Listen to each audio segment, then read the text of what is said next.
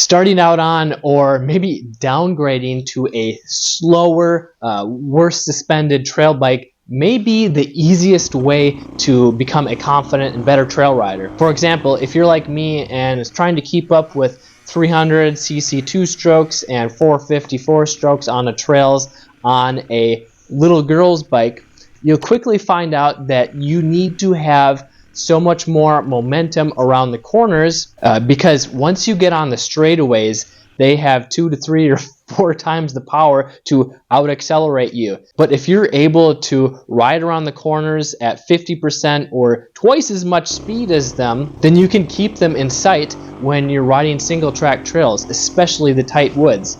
And it's actually easier to do this when you're on a smaller, slower, lighter, and or lower bike, because it feels more like a mountain bike rather than a big heavy machine that's harder to handle. So when you're on a smaller, lower powered bike, it's not going to get out of control easily, and this allows you to ride it faster without using as much energy. Actually, it forces you to if you want to keep up. And when you're forced to do that, you need to be smooth and you need to use proper techniques if you want to stay in control around the corners without sliding out. You need to learn how to brake faster so that you can keep accelerating more. You need to learn how to keep up your momentum on the sections of the trail where you're kind of coasting or partial throttle. And if you can keep up your momentum and corner speed, you really don't need more than 20 horsepower when riding on single track trails. And I thought if I had a sweet enduro bike, I would be a better trail rider, which is why I bought a KTM